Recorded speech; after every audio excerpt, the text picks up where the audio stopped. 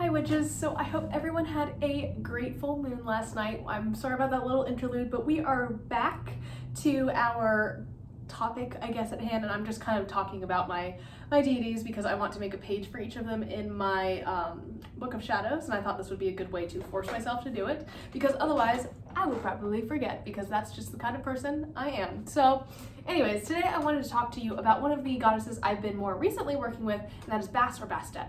So she's an ancient Egyptian goddess who's been worshipped since the Second Egyptian dynasty, which was almost 5,000 years ago, which if you think about time, like I can't think about time too much because it freaks me out and I feel very small and like insignificant. Her name, so Bast, you might hear her referred to as Bast, Bastet, Bast with two A's, which is cool, or Ubast. Sometimes in Greek, she's also called Ailuros. So if you see that around, I've seen that in a couple like usernames, which is cool. It's a cat goddess. She was originally worshipped as a lion goddess named Sekhmet, who is a warrior and protector goddess, and she's very, very fierce. Bast kind of like was originally like that fierce lion goddess, but then kind of over the thousands of years of the Egyptian empire, which, crazy. She kind of like transformed or like, I don't want to say calm down, but like became sort of like the more domesticated cat that we know now, or associated with the domesticated cat. She is depicted as an Egyptian like goddess with the head of a cat. She holds a sistrum, which is a type of sacred rattle, as well as an ankh, which denotes her godhood. So if you see her depicted as such, that's why. Her name means she of the ointment jar, which points to her being associated with healing and protective oils, which were very like commonly used back then, and as well as now, but like, you know, specifically back then. And she kind of like, it also points to her being like a healing and protective goddess. She is depicted as the daughter of Isis and Ra, so those are two very, very important deities within the Egyptian pantheon. Is associated with the moon, the rising sun, and she's known to have protected Ra from Apep or Apep, who is a evil serpent within the mythology. She's the goddess of cats, fire, love, intoxication, celebration, fertility, secrets, magic, sex, and war. So if we are seeing a theme in the deities who work with me and the way I look, I guess we're just going for the whole war and also fertility thing. I don't really know what that's about, but okay, that's kind of not true, I kind of do, but anyways, she is kind of she's best known for protecting the household from evil and disease. She guards over pregnant women as well as cats. So if you have a cat and you work with Bast, she's gonna love you, I promise. I'm gonna put in like a little trigger warning here. I'm going to be talking about like fertility and pregnancy. So just if that makes you uncomfortable, because it makes me uncomfortable, just like skip here. I will see you guys in the next video if you don't want to watch further. I totally get it. In the past year, I've started working with Bast really, really frequently.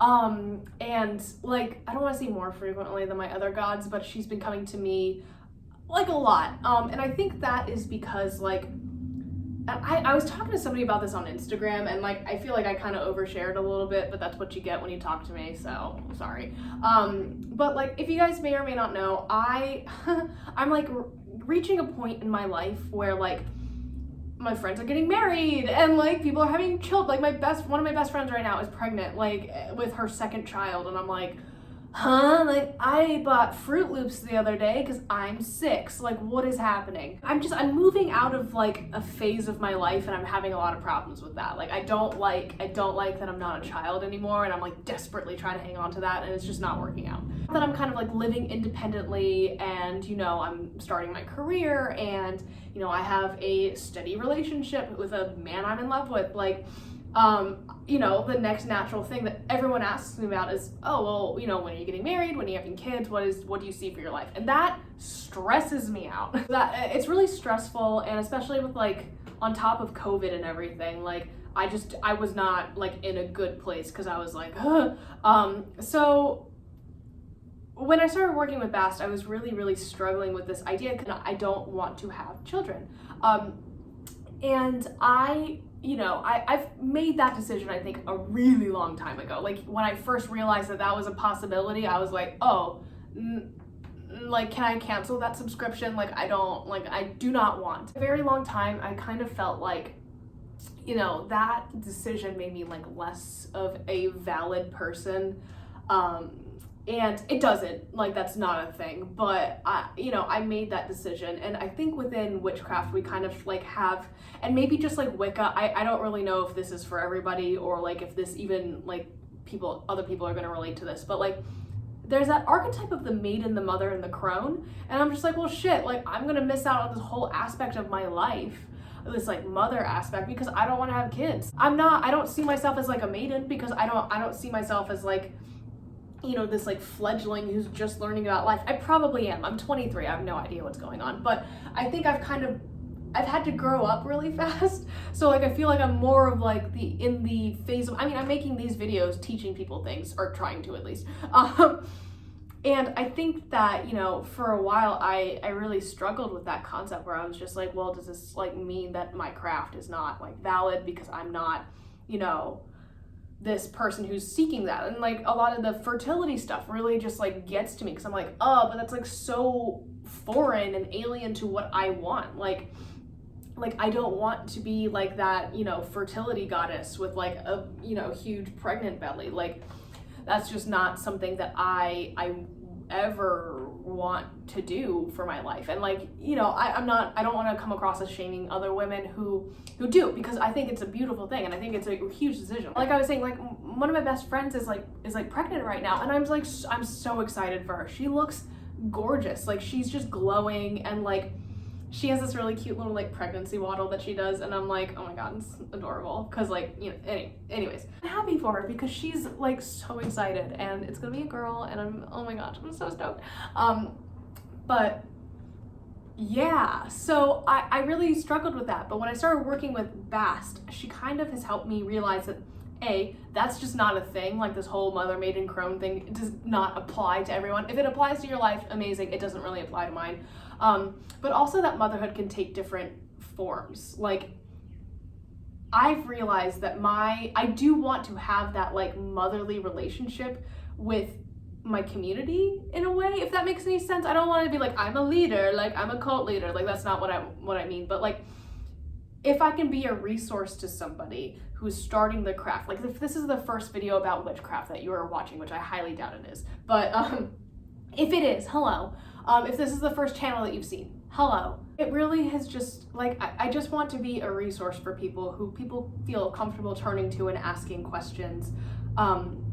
Knowing that I'm never gonna judge someone for asking a question. I've realized that within my community, I want to be a person that people recognize as someone they can talk to for guidance and for reassurance and for, you know, validation maybe. Like I guess like, hey, like this is a thing that I'm experiencing and I've never experienced this before. Does this sound like something that, you know, you've heard of? Like I'm not saying that you need my validation, but I want to make myself a resource for my community, especially for like new witches. It like I just, the idea of helping someone new to this path is like very important to me, because I didn't have that. Like there was not, like this was not a thing. Like people didn't talk about this. Like when I was learning about it, like it was very, at least where I grew up, really taboo.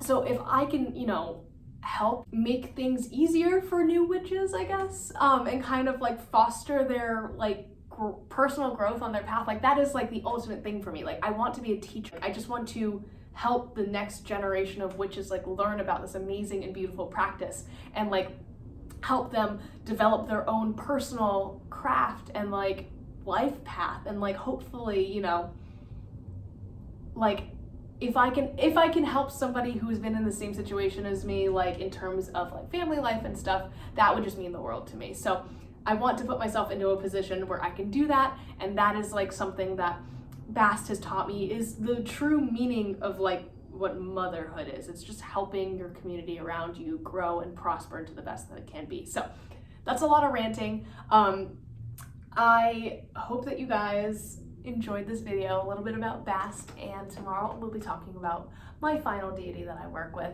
And yeah, I'll see you guys tomorrow. Bye.